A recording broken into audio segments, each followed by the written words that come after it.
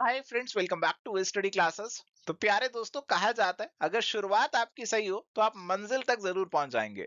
और अगर मैं बात करूं एचपीएससी पीजीटी कॉमर्स एग्जामिनेशन की, तो यहाँ पे हमारी मंजिल एक पीजीटी टीचर बनना। रास्ता काफी कठिन है, काफी लंबा है, अलग अलग पड़ाव यहाँ पे देखने को मिलते हैं। Objective paper, subjective paper, interview, बहुत सारी चीजें आपको फेस करनी है।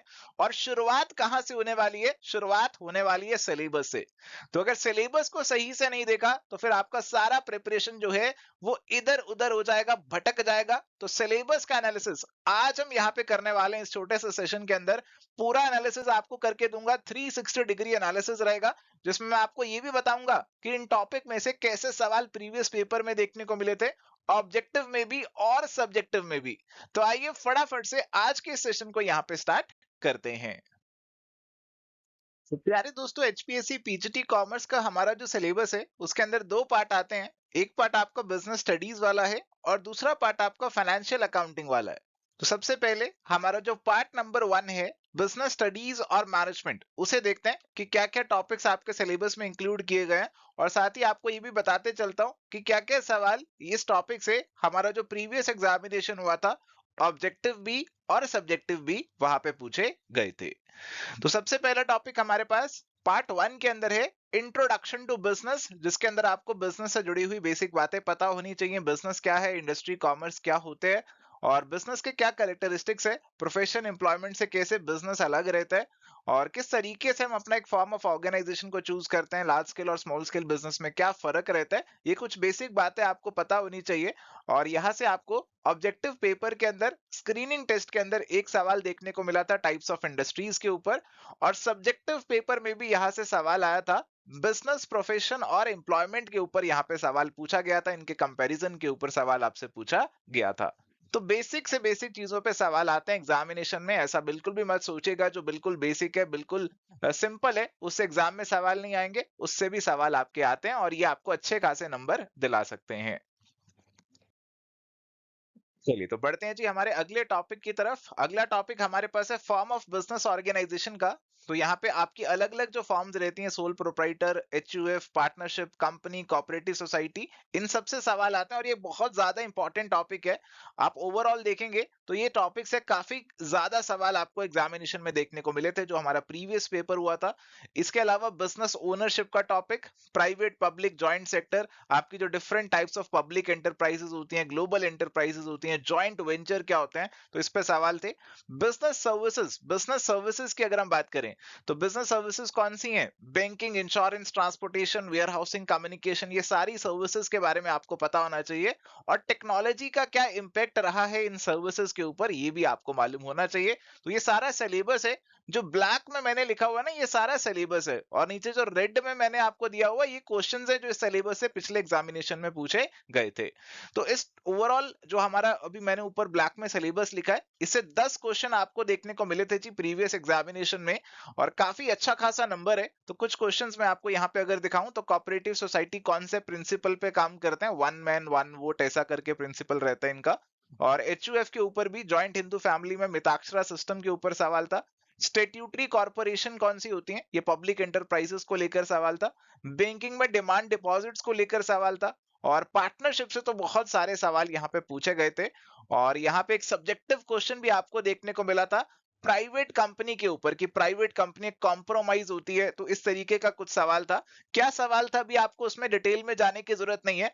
बेसिकली आपको अभी नॉलेज होनी चाहिए ये सारे चीजों की। अगर नॉलेज होगी, स्क्रीनिंग टेस्ट क्लियर हो गया, तो फिर आपको हम यहाँ पे रिफाइन कर देंगे, बता देंगे कैसे आंसर लिखना है। अभी नॉलेज जो है आपको इकट्ठी करनी है ज्यादा से ज्यादा, उसी का इस्तेमाल हो जाएगा आपके सब्जेक्टिव पेपर में भी। इसके अलावा एक और सवाल था कि टेक्नोलॉजी का क्या इंपैक्ट है आपके बिजनेस सर्विसेज के ऊपर। चलिए तो प्यारे दोस्तों आगे बढ़ते हैं, और सिलेबस में हमारे जो अगला टॉपिक है वो ट्रेड क्या है। और ट्रेड के अंदर जो आपका छोटा सा पार्ट है वो इंटरनल ट्रेड है, रिटेल और होलसेल। इसे आप मार्केटिंग से भी जोड़ सकते हैं। और मेजर पार्ट यहाँ पे आपका इंटरनेशनल बिजनेस का है। इंटरनेशनल बिजनेस के मोड्स क्या रहते हैं, प्रोसीजर्स, डॉक्यूमेंटेशन, इंस्टीट्यूशंस है आपके WTO, IMF, world bank, UNCTAD, इनके बारे में आपको पता होना चाहिए। और अगर हम क्वेश्चंस की बात करें तो प्यारे दोस्तों, वर्ल्ड बैंक के ऊपर क्वेश्चन पूछा गया था, आपके डिफरेंट फॉर्म्स ऑफ जो रिटेल ट्रेड रहते हैं उनके ऊपर सवाल पूछा गया था, इंटरनेशनल ट्रेड की थ्योरीज के ऊपर भी सवाल पूछा गया था। तो हालांकि थ्योरीज मेंशन नहीं है एक्सप्लिसिटली, बट हाँ यहाँ पे आपको थ्योरीज भी पढ़ के जानी है। और ECGC करके हमारे पास एक इंस्टीट्यूशन है एक्सपोर्ट क्रेडिट से जुड़ा हुआ, उसको लेकर भी सवाल पूछा हुआ था। और अगर सब्जेक्टिव क्वेश्चन की बात करें तो WTO के ऊपर सवाल पूछा हुआ था। तो अभी आपको क्या सवाल था, क्या नहीं था, कैसे आंसर लिखना है, कैसे नहीं लिखना, अभी उसमें मत जाइए। अभी WTO के ऊपर जो सारा ज्ञान है, सारी नॉलेज जो है, वो अपने पास एक बार ले लीजिए। अगर आपको वो नॉलेज एक बार हो गई तो फिर आंसर लिखना आपके लिए वैसे ही इजी हो जाएगा। तो नॉलेज अगर आप ले लेंगे स्क्रीनिंग टेस्ट के लिए, वही नॉलेज आपकी सब्जेक्टिव पेपर में भी अच्छी खासी काम आएगी। चलिए आगे बढ़ते हैं जी। आगे हमारे पास बिजनेस फाइनेंस से जुड़े हुए टॉपिक्स हैं। तो अगर आप सिलेबस उठाएंगे ना, सिलेबस में थोड़े से उल्टे पुल्टे लिखे हुए टॉपिक्स, तो मैंने जो एक जैसे टॉपिक्स हैं उनको यहाँ पे इकट्ठा कर दिया। तो बिजनेस फाइनेंस आपको कई जगह पे सिलेबस में देखने को मिलता है, तो मैंने सारा उसे यहाँ पे इकट्ठा कर दिया। तो बिजनेस फाइनेंस में आपको बेसिक चीजें, आपके सोर्सेज ऑफ फंड क्या रहते हैं, equity, preference, GDR, ADR, debenture, bond, ये सब चीजें आपको पढ़नी है जी। इसके अलावा यहाँ पे आपकी फाइनेंशियल मैनेजमेंट क्या होती है, capital structure, leverage, working capital, और फाइनेंशियल मार्केट्स के अंदर आपका मनी मार्केट और capital market, SEBI, stock exchanges, ये सारे टॉपिक आपको पढ़ के जाने हैं। अब देखो यहाँ पे ना फाइनेंशियल मैनेजमेंट का स्कोप काफी ज्यादा है, काफी अच्छे खासे सवाल यहाँ से आपको देखने को मिले थे। और कुछ ऐसे सवाल भी थे जो उन टॉपिक्स पे थे जो आपके सिलेबस में क्लियरली एक्सप्लिसिटली मेंशन नहीं किए गए हैं। जैसे वॉल्टर मॉडल के ऊपर सवाल था, और MM थ्योरी के ऊपर भी सवाल था, जैसे नीचे दिया हुआ है। तो ये जो सवाल है आपके, ये डिविडेंड से जुड़े हुए हैं, और डिविडेंड वैसे एक्सप्लिसिटली सिचुएट कुछ मेंशन नहीं है आपके सिलेबस में, बट वहां से सवाल था। तो डिविडेंड वाली चीजें भी आपको करनी पड़ेंगी। और इसके अलावा यहाँ पे आपका सेबी के ऊपर सवाल था कि सेंट्रल गवर्नमेंट कब उसे सुपरसीड कर सकती है। डिग्री ऑफ ऑपरेटिंग लीवरेज का फॉर्मूला आपसे पूछा गया था। तो न्यूमेरिकल वाले जो आपके टॉपिक्स रहते हैं, बिजनेस फाइनेंस के अंदर काफी सारे न्यूमेरिकल टॉपिक्स होते हैं, तो वो भी आपको कवर अप करके जाने हैं। हो सकता है आपसे सीधा सीधा फॉर्मूला पूछ लें, या फिर हो सकता है आपको एक न्यूमेरिकल प्रॉब्लम दे जिसे आपको सॉल्व करने के लिए कहा जाए। अगर सब्जेक्टिव पेपर की बात करें तो यहां से दो सवाल थे, एक आपका डिफरेंट सोर्सेज ऑफ फंडिंग के ऊपर था, और ऑपरेटिंग रिस्क और फाइनेंशियल रिस्क हमारे कैपिटल स्ट्रक्चर में जो देखने को मिलता है, एक उसके ऊपर सवाल यहां से पूछा गया था। फिर से बोलूंगा कि एक बार नॉलेज इकट्ठी करने पे फोकस करो। अभी सब्जेक्टिव पेपर में कैसे, किस तरीके से हम लिखेंगे, क्या करेंगे, क्या नहीं करेंगे, वो सब चीजें बाद में भी हो जाएंगी। आपको नॉलेज अगर है तो आप सब कुछ कर लोगे, अगर नॉलेज ही नहीं है तो फिर प्यारे दोस्तों, फिर सब्जेक्टिव पेपर में कुछ भी नहीं कर पाओगे। अगर इधर उधर का लिख कर आओगे तो एग्जामिनर वैसे ही नंबर नहीं देगा। रिफाइनिंग का काम हम बाद में भी कर सकते हैं। चलिए, इसके बाद हमारे पास टॉपिक है सोशल रिस्पॉन्सिबिलिटी का। इसमें आपको बिजनेस एथिक्स वाला पार्ट भी कवर अप करके जाना है, CSR वाला पार्ट भी पढ़ना है, एंड इसके साथ साथ बिजनेस एनवायरनमेंट का भी एक छोटा सा टॉपिक है। बिजनेस एनवायरनमेंट क्या है, क्या उसके डायमेंशंस है। इसके साथ साथ लिबरलाइजेशन, प्राइवेटाइजेशन, ग्लोबलाइजेशन भी आपको कवर अप करके जाना है। तो यहाँ से आपको 5 क्वेश्चन देखने को मिले 2023 के पेपर में। और यहाँ पे बिजनेस एथिक्स की थ्योरीज के ऊपर सवाल था, जो डिओंटोलॉजिकल, टीलियोलॉजिकल ऐसी थ्योरीज रहती हैं। और CSR के अंदर आपके जो मॉडल्स रहते हैं, थिंकर्स रहते हैं, तो मिल्टन फ्रीडमैन का यहाँ पे सवाल था कि उनका CSR को लेकर क्या कहना है। और बाकी यहाँ पे ग्लोबलाइजेशन को लेकर सवाल था, सोशल रिस्पॉन्सिबिलिटी को लेकर सवाल था। और सब्जेक्टिव क्वेश्चन भी यहाँ पे पूछे गए थे, 2 क्वेश्चन थे, एक CSR को लेकर सवाल था और एक बिजनेस एनवायरनमेंट को लेकर सवाल यहाँ पे पूछा गया था कि बिजनेस एनवायरनमेंट के जो डायमेंशन है, एलिमेंट्स हैं, वो कैसे आपस में इंटरलिंक्ड है। ऐसा कुछ सवाल यहाँ पे पूछा था। बट अगेन आपको भी नॉलेज इकट्ठी करनी है। एक बार नॉलेज अच्छे से आपको मिल गई तो फिर आप जो भी सवाल पूछे उसका आंसर यहां पे लिख सकते हैं। चलिए, तो अभी आगे बढ़ते हैं। मैनेजमेंट वाला पार्ट आ चुका है। मैनेजमेंट में आपको बेसिक चीजें, मैनेजमेंट की nature, science, art, profession, principles of management, general और साइंटिफिक पढ़ने हैं। और planning, organizing, staffing, directing, controlling, coordination, ये सब तो आपको पढ़ना ही रहता है। तो अगर बात करें कि क्या सवाल यहाँ से पूछे गए थे, तो यहाँ पे मैनेजमेंट की डेफिनेशन के ऊपर, मैनेजमेंट के फंक्शंस के ऊपर, मैनेजमेंट के प्रिंसिपल्स के ऊपर कुछ सवाल यहाँ पे पूछे गए थे, जो आप यहाँ पे देख सकते हैं। सवाल यहाँ पे डायरेक्ट थे, और असर्शन रीजनिंग के सवाल भी आपको यहाँ पे देखने को मिले थे इस पेपर के अंदर। तो ऐसा नहीं है कि असर्शन रीजनिंग के सवाल सिर्फ UGC नेट में ही आते हैं। तो ऐसे पेपर्स में भी असर्शन रीजनिंग के सवाल आ जाते हैं। तो कई थे असर्शन रीजनिंग के सवाल इस पिछले पेपर में, और मैच द फॉलोइंग सवाल भी काफी सारे पूछे गए थे, और कई सवालों में मल्टीपल स्टेटमेंट्स भी डाली गई थी जैसे यूजीसी नेट में डालते हैं। तो इस पेपर को बिल्कुल भी हल्के में मत लीजिएगा, यहाँ पे आपको अच्छे खासे सवाल देखने को मिल सकते हैं। चलिए अगला टॉपिक हमारे पास ह्यूमन रिसोर्स मैनेजमेंट एचआरएम का है। तो एचआरएम देखने में आपको छोटा सा लग रहा है, बट सारे टॉपिक्स वैसे बहुत बड़े हैं, एक एक को पढ़ना बहुत ज्यादा चैलेंजिंग हो जाता है। तो ह्यूमन रिसोर्स मैनेजमेंट का बेसिक चीज है मैन पावर प्लानिंग, या फिर ह्यूमन रिसोर्स प्लानिंग जैसे हम बोल सकते हैं। रिक्रूटमेंट, सिलेक्शन, ट्रेनिंग, डेवलपमेंट अपने आप में बहुत बड़े टॉपिक्स हैं ये। Compensation management, performance appraisal again अपने आप में बहुत बड़े टॉपिक्स बन जाते हैं। तो यहां से सवाल आपको स्टाफिंग सिलेक्शन के ऊपर, ह्यूमन रिसोर्स प्लानिंग के ऊपर, modern method of performance appraisal के ऊपर, और मैच द फॉलोइंग क्वेश्चन भी यहां से आपको देखने को मिला था। सब्जेक्टिव पेपर के अंदर भी परफॉर्मेंस इवेल्युएशन के ऊपर आपको सवाल देखने को यहां से मिला था। चलिए अगला टॉपिक हमारे पास मार्केटिंग का है। अगेन मार्केटिंग में भी देखने में सिलेबस छोटा सा है, बट अगर आप पढ़ने बैठते हो ना तो बहुत डीप, बहुत अच्छी खासी नॉलेज आपको यहाँ पे लेनी पड़ती है। तो आपको देखो जी, एक तो सिलेबस आपको जो यहाँ पे लिखा हुआ है, और साथ में आपके सवाल हैं। तो कई बार सवाल थोड़ा सा ऐसा होगा जो शायद सिलेबस से लिंक ना कर रहा हो, तो आपको जो ऐसी चीजें हैं, ऐसे टॉपिक्स हैं, वो भी कवर अप करने होंगे as a margin of safety, क्योंकि एग्जामिनर थोड़ा सा इधर उधर भी जा सकता है। जैसे मैंने आपको डिविडेंड मॉडल्स का बताया था ना, वैसे ही आपके सभी टॉपिक्स के अंदर आपको थोड़ा सा इधर उधर भी पढ़ना है। देखो मार्केटिंग की अगर हम बात करें तो मार्केटिंग क्या है, फंक्शंस क्या है, रोल क्या है, लेवल्स क्या है, मार्केटिंग किस तरीके से चेंज हो रहा है, प्रोडक्ट मिक्स क्या रहता है, आपके डिफरेंट पीस ऑफ मार्केटिंग क्या रहते हैं, मॉडल्स ऑफ मार्केटिंग क्या रहते हैं। तो बड़ी जेनरिक सी चीजें इन्होंने सिलेबस में लिख दी, बट जब सवाल पूछने लगते हैं तो अच्छे खासे सवाल यहाँ पे आपसे वो पूछ लेते हैं। तो डिफरेंट टाइप्स ऑफ मार्केटिंग के ऊपर था, मैच द फॉलोइंग के ऊपर था कि कंज्यूमर की क्या नीड्स होती हैं, कंज्यूमर जो हमारे बायर होते हैं उनको किस तरीके से आप समझ सकते हैं। और सब्जेक्टिव क्वेश्चन भी पूछा गया था 7 पीस ऑफ मार्केटिंग के ऊपर। तो काफी इंपॉर्टेंट टॉपिक बनता है मार्केटिंग का भी एग्जामिनेशन पर्सपेक्टिव से। चलिए तो प्यारे दोस्तों अभी ऑर्गेनाइजेशन बिहेवियर पे आते हैं। तो अगेन ऑर्गेनाइजेशन बिहेवियर में भी एक एक टॉपिक अपने आप में काफी कॉम्प्रिहेंसिव है, जैसे आपको पढ़ना रहेगा। इसके अंदर सबसे पहले इंडिविजुअल बिहेवियर की बात है, मोटिवेशन है। इसके अलावा यहाँ पे personality, perception, learning, attitude, leadership, communication, group dynamics, सारे टॉपिक्स अपने आप में काफी वास्ट यहाँ पे हो जाते हैं। और अगर हम सवालों की बात करें तो क्या क्या सवाल यहाँ पे पूछे गए जी। तो सवालों की अगर हम बात करें तो यहाँ पे इंडिविजुअल बिहेवियर के जो मॉडल्स रहते हैं उनके ऊपर सवाल था। पर्सनालिटी बिहेवियर में टाइप ए पर्सनालिटी का सवाल था। ग्रुप फॉर्मेशन में क्या स्टेजेस रहती हैं, फॉर्मिंग, स्टॉर्मिंग, नॉर्मिंग, परफॉर्मिंग, एडजर्निंग, ऐसी स्टेजेस रहते हैं, तो उनके ऊपर सवाल था। और डिफरेंट टाइप्स ऑफ लीडरशिप के ऊपर लेजिस फेरे, ऑटोक्रेटिक, ट्रांजैक्शनल, ट्रांसफॉर्मेशनल, इन पे मैच द फॉलोइंग का सवाल था। और ऐसी डिफरेंट जो थ्योरीज रहती हैं हमारी, theory X, theory Y, theory Z, hygiene theory, expectancy theory, इन पे भी मैच द फॉलोइंग का सवाल था। और सब्जेक्टिव सवाल भी पूछा गया था जिसमें आपको मैस्लो और हर्जबर्ग की थ्योरीज को कंपेयर करने के लिए बोला गया था। तो नॉलेज अगर आपको है तो आप सब चीजें कर सकते हैं। तो अगेन फर्स्ट फोकस आपका रखिए अभी स्क्रीनिंग टेस्ट पे, ऑब्जेक्टिव पेपर पे, और उसके अंदर नॉलेज जितनी ज्यादा आप एक्वायर कर सकते हैं वो एक्वायर करिए। चलिए तो अभी बिजनेस स्टडीज और मैनेजमेंट का जो हमारा पहला पार्ट है उसमें कुछ लास्ट में चीजें दे रखी हैं, उनसे भी एग्जाम में सवाल आते हैं, और ये ऐसी चीजें हैं जिनको अक्सर स्टूडेंट इग्नोर करके चला जाता है। तो ये हमारे पास इमर्जिंग ट्रेंड्स इन मैनेजमेंट का टॉपिक है, जिसमें business process reengineering, total quality management, quality circle, benchmarking, strategic management, knowledge management, business standardization and ISO, ये सब चीजें आती हैं। और कंज्यूमर प्रोटेक्शन की बात करें तो इसमें आपको कंज्यूमर प्रोटेक्शन एक्ट जो है वो भी पढ़ना है, और कंज्यूमर के क्या राइट्स हैं, कंज्यूमर से जुड़ी हुई कौन सी ऑर्गेनाइजेशंस हैं, उनका क्या रोल है, ये सब चीजें आपको पढ़नी होंगी।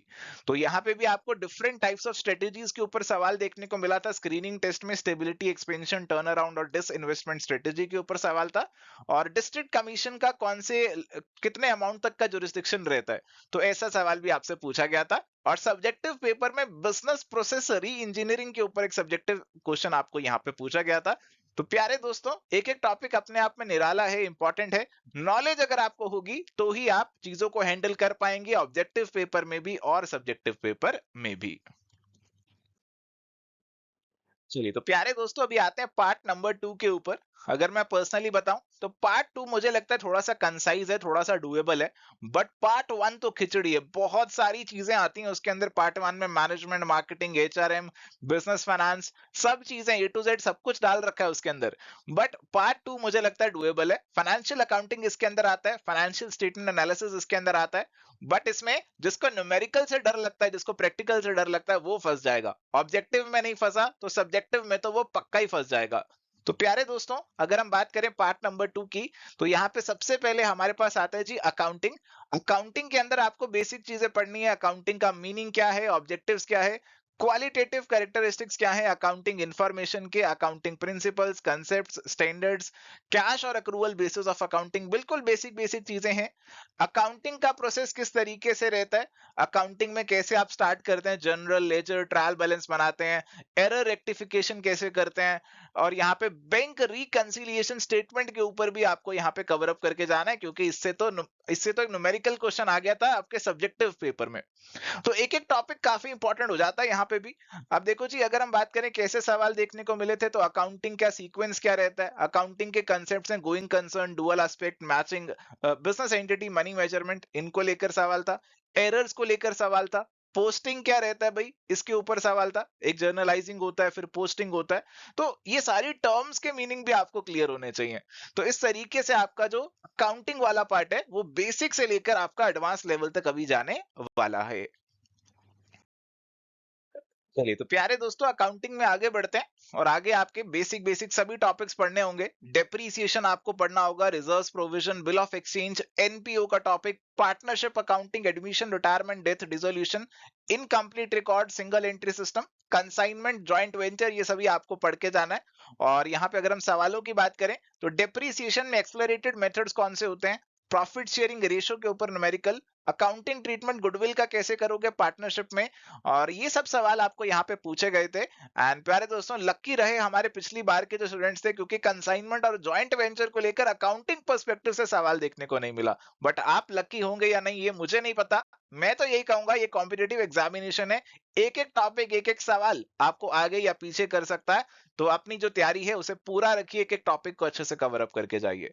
इसके अलावा प्यारे दोस्तों, यहाँ पे आपको सब्जेक्टिव क्वेश्चन भी देखने को मिला था। Accounting as a language of business को लेकर सब्जेक्टिव क्वेश्चन भी आपको यहाँ पे देखने को मिला था। चलिए, तो अभी बात करते हैं हमारी कॉर्पोरेट अकाउंटिंग की। तो कॉर्पोरेट अकाउंटिंग में शेयर कैपिटल वगैरह का टॉपिक आता है, फोर फीचर, री इशू, कैपिटल रिजर्व, डिबेंचर आ जाते हैं। फाइनल अकाउंट्स किस तरीके से बनेंगे, सोल प्रोप्राइटर के भी और कंपनी के भी। तो कंपनी का जो शेड्यूल रहता है, फॉर्मेट रहता है, वो आपको पता होना चाहिए। लिक्विडेशन का टॉपिक भी यहाँ पे इंक्लूड किया गया है। तो प्यारे दोस्तों, फाइनल अकाउंट्स को लेकर सवाल थे, न्यूमेरिकल पूछा था share four feature capital reserve के ऊपर। कंपलसरी वाइंडिंग अप को लेकर क्या कंडीशंस रहती हैं, ऐसे सवाल आपके पिछले पेपर में पूछे गए थे। और सब्जेक्टिव पेपर में भी एक न्यूमेरिकल क्वेश्चन आया था, जिसमें आपको जर्नल एंट्रीज करनी थी शेयर फोर फीचर और कैपिटल रिजर्व से जुड़ी हुई। तो फिर से आपको एक एक टॉपिक अच्छे से कवर अप करना है। कुछ टॉपिक्स को बहुत ज्यादा इंपॉर्टेंट हो जाते हैं, और बाकी जो टॉपिक्स बचते हैं वो भी आपके लिए इंपॉर्टेंट ही है, क्योंकि एक एक सवाल का गेम रहता है, एक एक नंबर का गेम रहता है, और उस गेम में आपको बिल्कुल भी पीछे नहीं रहना है। चलिए, आगे हमारे पास टॉपिक है फाइनेंशियल स्टेटमेंट एनालिसिस का, जिसमें आपका जो अलग अलग टूल्स हैं, comparative statement, common size statement, trend analysis और अकाउंटिंग रेशियोज, ये आ जाते हैं। अकाउंटिंग रेशियो सबसे ज्यादा इंपॉर्टेंट है। फंड फ्लो और कैश फ्लो स्टेटमेंट भी कवर अप करके जाना है आपको, दोनों कवर अप करने हैं। कई लोग कैश फ्लो ही करते हैं, फंड फ्लो नहीं करते, तो फंड फ्लो से भी सवाल आता है। पिछली बार आपको सब्जेक्टिव पेपर में कैश फ्लो स्टेटमेंट पे न्यूमेरिकल आया था, और हो सकता है इस बार आपको फंड फ्लो स्टेटमेंट पे न्यूमेरिकल देखने को मिल जाए। तो फंड फ्लो स्टेटमेंट को बिल्कुल इग्नोर नहीं करना है। और अगर हम बात करें अपने स्क्रीनिंग टेस्ट की, तो ऑपरेटिंग रेशियो के ऊपर न्यूमेरिकल था, स्टॉक टर्नओवर रेशियो के ऊपर न्यूमेरिकल था, असर्शन रीजनिंग का सवाल था, फंड फ्लो स्टेटमेंट के ऊपर, उसके कंसेप्ट के ऊपर, कैश फ्लो स्टेटमेंट के ऊपर भी आपको कई सवाल आपके जो ऑब्जेक्टिव पेपर है उसमें देखने को मिले थे। और सब्जेक्टिव पेपर में तो पूरा न्यूमेरिकल सवाल आया था, जिसमें आपको कैश फ्लो स्टेटमेंट तैयार करनी थी इनडायरेक्ट मेथड के अकॉर्डिंग। चलिए, तो प्यारे दोस्तों, अभी आते हैं कॉस्ट अकाउंटिंग के ऊपर। ये कॉस्ट अकाउंटिंग वाला जो टॉपिक है ना, ये काफी सारे स्टूडेंट्स को डराता है और काफी सारे लोग करके नहीं जाते। मैं मानता हूँ पिछली बार वाले जो स्टूडेंट्स है काफी लकी रहे, क्योंकि मेरे को लगता है कि मार्जिनल कॉस्टिंग इसमें काफी इजी टॉपिक है as compare to other topics. तो सिर्फ और सिर्फ न्यूमेरिकल जो हमारे आए, या जो भी सब्जेक्टिव पेपर में सवाल आए, वो मार्जिनल कॉस्टिंग में ही आए। और किसी टॉपिक पे प्रोसेस कॉस्टिंग पे कुछ नहीं पूछा पिछली बार, बट इस बार ऐसा होगा या नहीं होगा ये रिस्क मैं तो नहीं लेना चाहूंगा, आप लेना चाहते हैं या नहीं ये आपको डिसाइड करना है। तो कॉस्ट अकाउंटिंग में बेसिक चीजें nature, functions, job costing, process costing, marginal costing, CVP relationship, cost control, cost reduction, ये सारी चीजें आपको सिलेबस पर्सपेक्टिव से कवर अप करनी है। और स्क्रीनिंग टेस्ट में आपका ब्रेक इवन सेल्स के ऊपर, पीवी रेशियो के ऊपर न्यूमेरिकल था, और सब्जेक्टिव पेपर में भी मार्जिनल कॉस्टिंग के ऊपर एक न्यूमेरिकल सवाल था। तो न्यूमेरिकल भी अच्छे खासे आपको देखने को मिले, ऑब्जेक्टिव पेपर में तो है ही, सब्जेक्टिव पेपर में भी काफी न्यूमेरिकल देखने को मिले। तो अगर आप न्यूमेरिकल छोड़ने का मन बना रहे थे ना, तो आप यहाँ पे नहीं बच पाओगे। तो न्यूमेरिकल्स को बिल्कुल भी छोड़ के नहीं जा सकते, आपको न्यूमेरिकल्स के लिए भी अच्छे से प्रिपरेशन करनी है। और मुझे लगता है न्यूमेरिकल्स करने चाहिए, क्योंकि न्यूमेरिकल में आपको नंबर पूरे मिलेंगे, अगर आंसर सही आ गया तो नंबर पूरे मिलेंगे। जो थ्योरेटिकल क्वेश्चन है उसमें तो नंबर कट ही जाएंगे, चाहे सब कुछ अच्छा अच्छा लिख दो तब भी मार्क्स आपके जरूर यहाँ पे कट जाते हैं।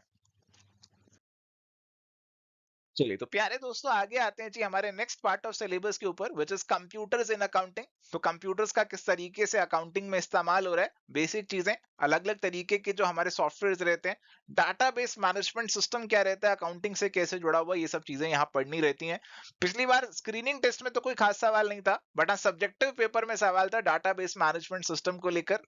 तो ये वाला टॉपिक काफी सारे जो स्टूडेंट्स हैं वो शायद छोड़ के जाएंगे, क्योंकि थोड़ा सा ये अलग हो जाता है, हमारी डोमेन से बाहर चला जाता है। बट मैं यही बोलूंगा बेसिक नॉलेज जरूर एक्वायर करके जाना, बेसिक अंडरस्टैंडिंग आपको जरूर होनी चाहिए, ताकि कोई बेसिक सवाल आए, सिंपल सवाल आए तो वो आप कम से कम जरूर सही कर दो।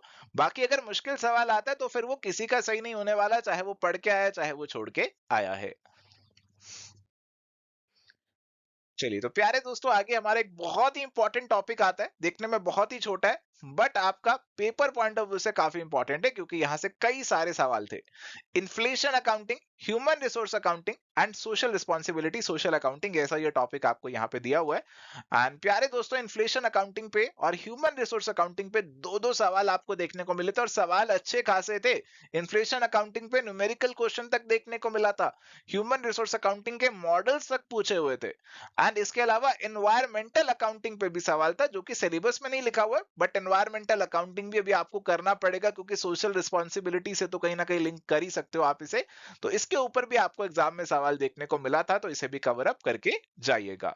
तो देखिए मैं आपको यहाँ पे ये समझाने की कोशिश कर रहा हूँ कि सिलेबस आपका एक तरफ है और क्वेश्चंस आपके एक तरफ है, दोनों को जब तक आप मिलाओगे नहीं, इंटरलिंक नहीं करोगे, तब तक आप अपने प्रिपरेशन को स्ट्रेटेजाइज नहीं कर पाओगे, आप अपना कॉम्प्रिहेंसिव तरीके से प्रिपरेशन नहीं कर पाओगे। हमारे कोर्स के अंदर तो हमारी यही कोशिश रहती है कि आपका सिलेबस का टॉपिक भी कवर हो और प्रीवियस ईयर के जो क्वेश्चंस इधर उधर से आ रहे हैं उसका कवरेज भी मिल जाए। अगर आप खुद से पढ़ाई कर रहे हैं तो ये चीज आपको भी यहाँ पे इंश्योर करनी होगी। एंड प्यारे दोस्तों इसके अलावा 3 आउट ऑफ सिलेबस क्वेश्चंस भी थे जो इकोनॉमिक्स से पूछे गए थे। इस बार भी पूछेंगे या नहीं हम कुछ नहीं कह सकते, बट हाँ ये सवाल हैं जो पूछे गए थे। प्राइस डिस्क्रिमिनेशन के ऊपर सवाल पूछा था, रिसेशन की कंडीशन के ऊपर इन्फ्लेशन को कैसे कंट्रोल करें, ऐसे सवाल आपसे यहाँ पे पूछे गए थे। एंड माय डियर फ्रेंड्स अगर आप प्रिपरेशन कर रहे हैं जी एचपीएससी पीजीटी कॉमर्स की, सिलेबस आपने देख लिया, प्रीवियस ईयर क्वेश्चंस पे भी नजर मैंने आपको लगवा दी है। आप चाहते हैं कि आपकी तैयारी कॉम्प्रिहेंसिव तरीके से हो जाए, आपको खुद इधर उधर ना भटकना पड़े कंटेंट ढूंढने के लिए, कवरेज के लिए, सारी चीजें ऑब्जेक्टिव सब्जेक्टिव सारा प्रिपरेशन एक साथ आपका हो जाए, तो आप इस कोर्स की तरफ जा सकते हैं, आंखें बंद करके जा सकते हैं। पिछली बार भी काफी सारे एस्पिरेंट्स को हमने गाइड किया और काफी सारों ने अपने गोल भी यहाँ पे अचीव किए। अपना पीजीटी उनको ज्वाइनिंग मिल चुकी है as a PGT commerce teacher. तो मैं भी चाहता हूं कि आप भी खुद से वेस्ट ना करें अपना बिल्कुल भी टाइम, अपने एनर्जी अपने एफर्ट्स को चैनलाइज करो, कोर्स के थ्रू प्रिपरेशन करो, ताकि आप एक सिस्टमेटिक तरीके से अपना सारा प्रिपरेशन यहाँ पे कर लो। आपका टाइम बिल्कुल भी वेस्ट नहीं होना चाहिए। टाइम सबसे ज्यादा जरूरी है, पैसे से भी ज्यादा जरूरी आज की डेट में टाइम है। क्योंकि अगर आपका टाइम निकल गया, आप इस एग्जामिनेशन के लिए टाइमली तैयारी नहीं कर पाए, तो आपको नहीं पता आगे कब पेपर आएगा, 3 साल 4 साल कुछ नहीं पता, अगला आपके पास जो यहाँ पे वैकेंसी है, नोटिफिकेशन है, वो कब आने वाला है। इस कोर्स की सारी डिटेल्स आपको हमारी ऐप या फिर वेबसाइट पे मिल जाएंगी। सो थैंक यू प्यारे दोस्तों, ये थी जी आज की हमारी चर्चा। काफी मेहनत करी इस एनालिसिस को यहाँ पे करने में, पूरा सिलेबस को देखा, आपके प्रीवियस ईयर पेपर को पूरा टटोला, ऑब्जेक्टिव भी, सब्जेक्टिव भी, इंटरलिंकेज बनाया, काफी टाइम लगाया हमने, आधा दिन लगभग मेरा लग चुका था इस पूरे एनालिसिस के ऊपर। मुझे लगता है कि जो छोटा सा वीडियो मैंने बना दिया उससे आपका काफी समय यहाँ पे बच जाएगा और आपका प्रिपरेशन एग्जामिनेशन ओरिएंटेड भी जरूर हो जाएगा। इस वीडियो को लाइक जरूर करके जाइएगा। आज के लिए इस सेशन में इतना ही, मिलेंगे नेक्स्ट सेशन में। Till then goodbye, take care, all the best.